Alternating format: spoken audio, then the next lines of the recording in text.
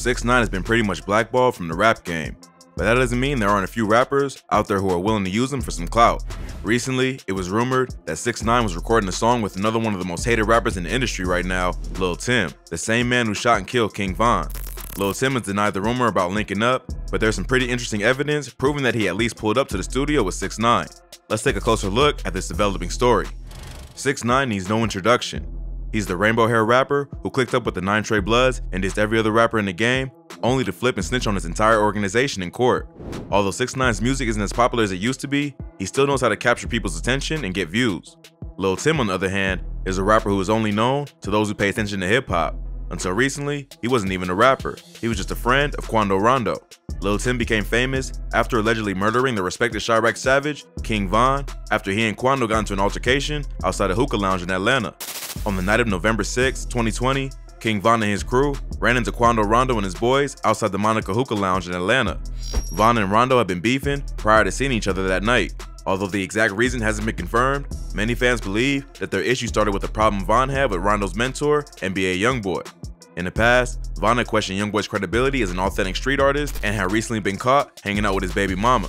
Rondo was known for being loyal to Youngboy and joining in on his beef with other artists, which many believe is where the problem came from. Wherever the beef started, when Von saw Quando that night, he wasn't trying to talk about it. Surveillance footage from outside the hookah lounge shows Von walk up and punch Rondo in the face. After that, a brawl broke out between the two rappers' crews. Lil Tim was with Quando that night, and he was the one who started shooting when he saw his friend getting attacked. 6 people in total ended up getting shot, and 3 would pass away, including King Von. This shooting made national headlines as officials confirmed one of the 3 people shot and killed was rapper King Von from Chicago, who was here last night with friends. Lil Tim was arrested for the murder, but later released on bond in March 2021 after recovering from his own gunshot wound. Atlanta police have charged the man who they believe shot and killed Chicago rapper King Von. Timothy Leaks is in the hospital but considered to be in police custody. Since then, Quando Rondo has been pretty much blackballed by the industry. Even though he wasn't the one who pulled the trigger, he was the reason that Von was killed, so he had to take the blame for the death of one of Chicago's most popular rappers. Von wasn't just a respected rapper, he was respected in the streets of Chicago way before the music. He was a rare rapper who really lived the life he was talking about in his music and ended up having to pay the ultimate price for it. Since he's been killed, the Black Disciples have been waiting for the right moment to get their revenge on Lil Tim.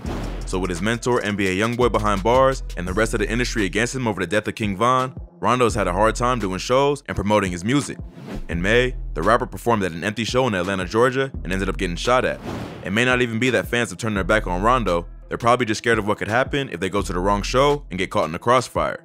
Quando also allegedly had to ask the West Coast legend Big U for protection. Big U and Rondo are both allegedly associated with the Crips. Big U is a respected member of the Rolling 60s, and on the episode of The Breakfast Club, he said that Quando called him and asked for protection after the King Von situation. You know, you got a lot of dudes, like when I was here last time, that claim my neighborhood that's in this music shit, but they don't really with us until it's a problem. Then they call him. Like Quando Rondo. I just showed Envy. Like, you can't call me now.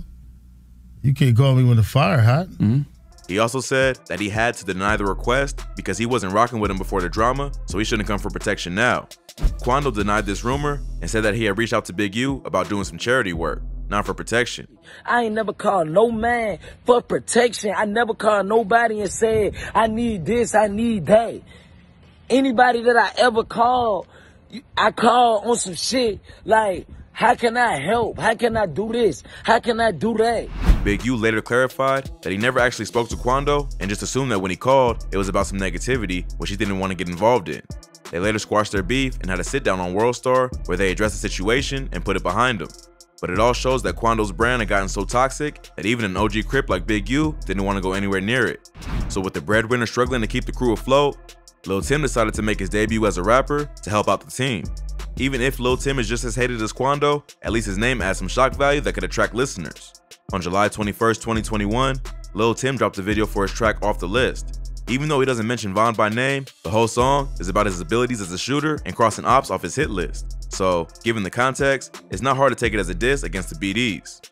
But the disrespect got taken to a new level after 6IX9INE, the only rapper alive who might be more hated in the rap game than Quando, announced that he was doing a collaboration with Lil Tim. 6ix9ine has recently decided to start trolling the rap game yet again. After sitting down with Wack 100 to have a conversation about street politics on DJ Academic's new podcast, 6ix9ine had made several appearances on the app Clubhouse, where he had a few different viral moments.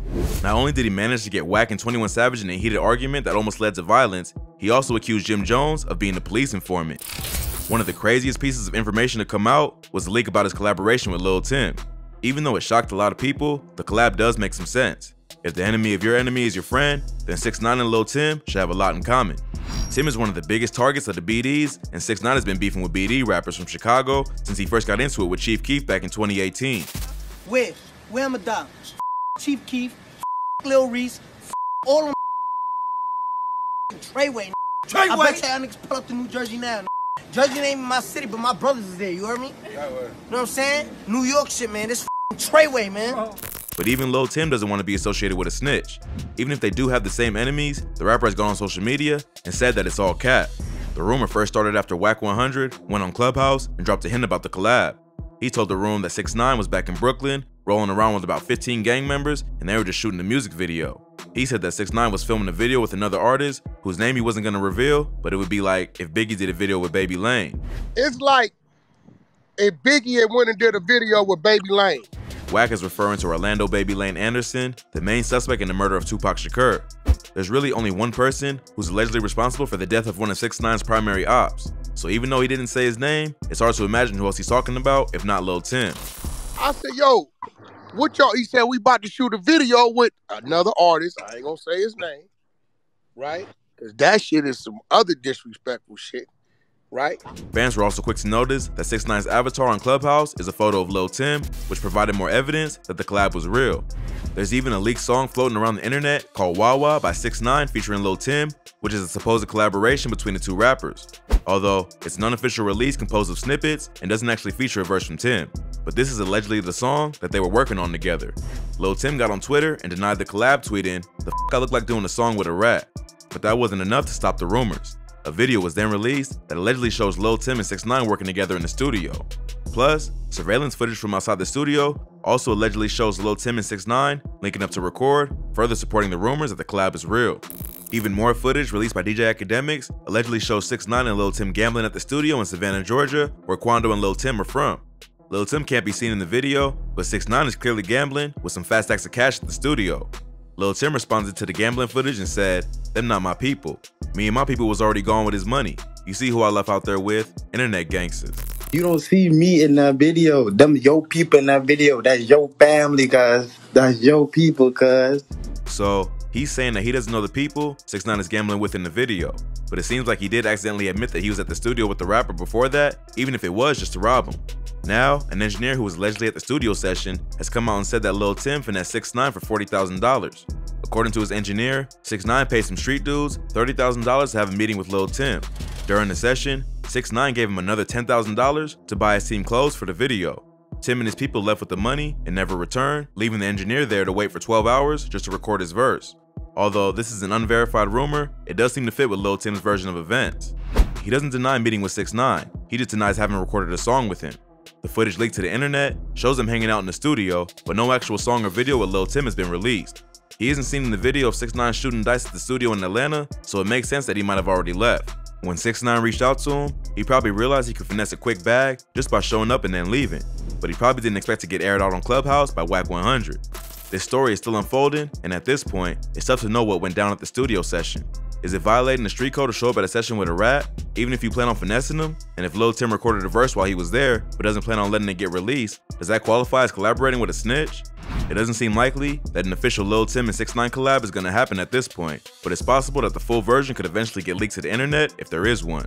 The situation is still unfolding, and more information could be released in the future, so stay tuned if more information is released.